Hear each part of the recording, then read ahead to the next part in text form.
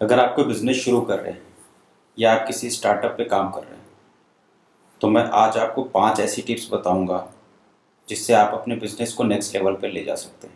Are you interested? तो चलिए शुरू करते हैं।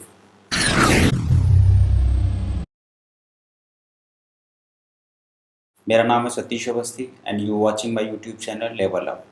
यहाँ हम आपके बिज़नेस को स्केल अप करने में आपकी हेल्प करते हैं। नंबर 1, बिज़नेस लोगो।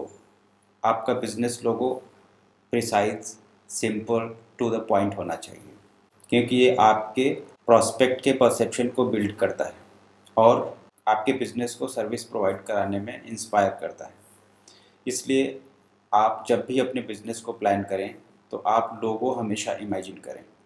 अगर आप खुद से डिज़ाइन कर सकते हैं तो वेल एंड गुड, अगर नहीं डिज़ाइन कर सकते हैं तो आप कई सारे सर्विस प्रोवाइडर हैं जो आप उनसे काम ले सकते हैं। और अगर आपका बजट कॉन्स्टेंट है, इशू है, आप नहीं ज़्यादा खर्चना चाहते हैं शुरुआत में, तो आप कई सारे ऐसे ऑनलाइन प्लेटफॉर्म्स हैं जैसे फाइवर, पीपल पर आवर, इन सब प्लेटफॉर्म्स का यूज़ करके कम पैसे में बहुत ही इकोनॉमिकल प्राइस में आप अपने लोगों को डिज़ाइन करा सकते हैं।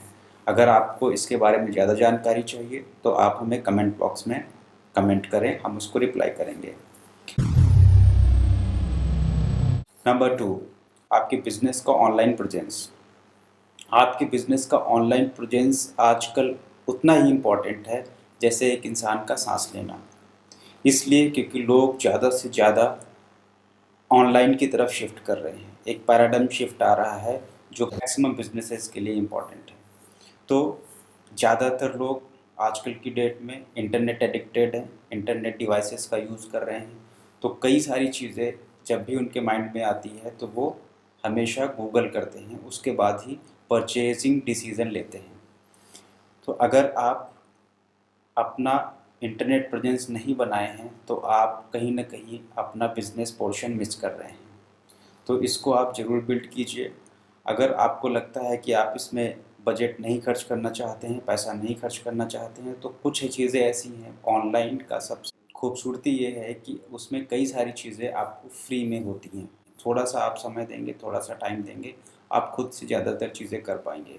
तो मान लीजिए आप वेबसाइट डिज़ाइन नहीं कर सकते तो आप सोशल मीडिया प्रेजेंस पे काम कर लीजिए, जिसमें फेसबुक पेज हो गया, इंस्टाग्राम पेज हो गया और कई कई सारी चीज़ें हैं जिस पे आप अपना प्रेजेंस बिल्ड कर सकते हैं। और ये सारी चीज़ें फेसबुक वगैरह हो गया, ये सब कई सारी चीज़ें ऐसी हैं जो एक वेबसाइट से बिल्कुल भी कम नहीं है। नेक्स्ट पॉइंट है जिस पे हम डिस्कस करना चाहेंगे, आपका प्रोडक्ट एंड सर्विस। जिस भी आप इंडस्ट्री में हैं, जो भी आपका नीश है, जो भी आपका एक्सपर्टीज़ है, अगर आपका प्रोडक्ट है या सर्विसेज है तो वो आपकी बहुत ही अच्छी होनी चाहिए, रोबस्ट होनी चाहिए, आपके कॉम्पिटिटर से प्लस होना चाहिए, माइनस नहीं होना चाहिए।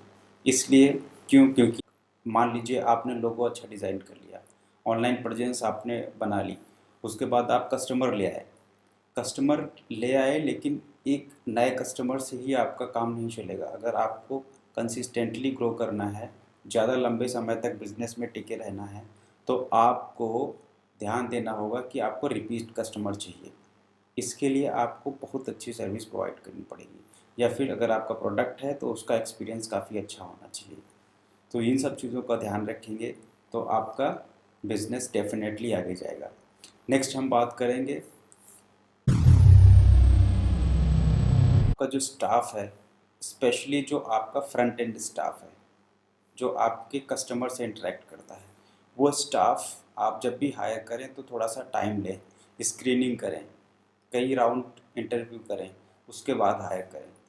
क्योंकि ये आपकी कंपनी का फेस होते हैं। जब भी आप आपके कस्टमर से डिस्कस करते हैं तो वो आपकी कंपनी को रिप्रेजेंट कर रहे होते हैं। तो जब भी आपको रिसेप्शनिस्ट हायर करना है या फिर आपको सेल्स पर्सन हायर करना है, सेल्स रिप्रेजेंटेटिव हायर करना है या मैनेजर हायर करना है, तो आप हमेशा इसमें थोड़ा सा टाइम लीजिए, प्रॉपरली स्क्रीनिंग कीजिए, अच्छे से हायर कीजिए।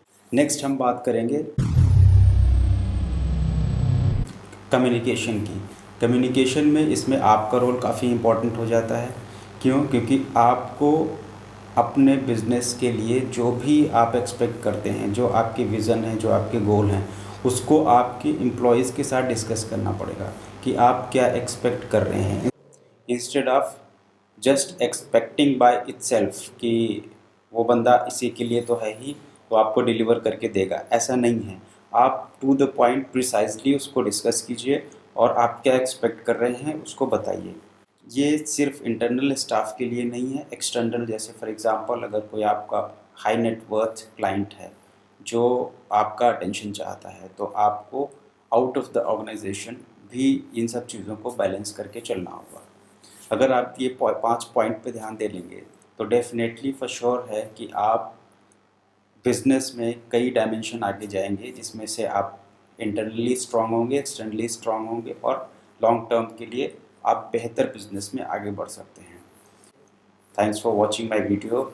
आप इसको लाइक कीजिए, सब्सक्राइब कीजिए, कमेंट कीजिए। अगर आपके डाउट्स होते हैं मैं डेफिनेटली क्लियर करूँगा।